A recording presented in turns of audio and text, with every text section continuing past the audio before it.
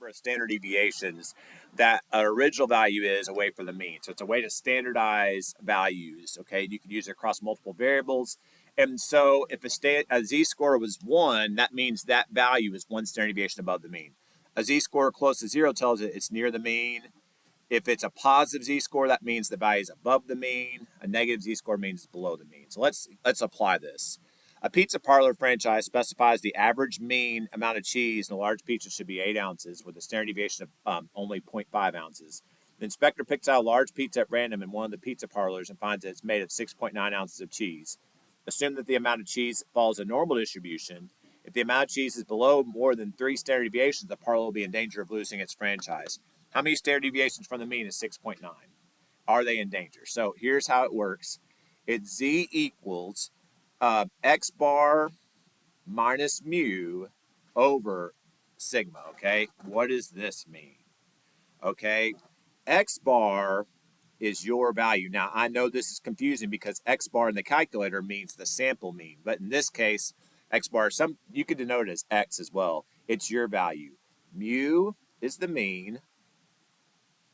Sigma is the standard deviation. This is not too difficult to do, but it's kind of got some good application for you. And this is kind of what we're gonna use this a lot throughout the rest of the year too.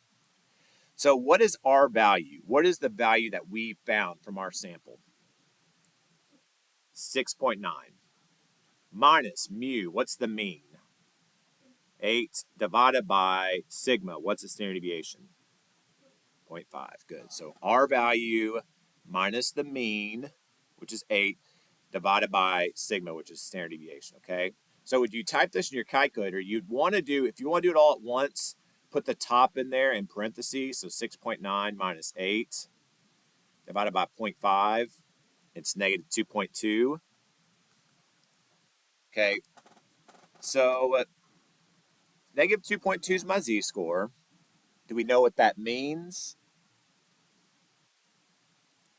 What this means is the amount of cheese on that pizza is 2.2 standard deviations below the mean. Pretty far away, so not great.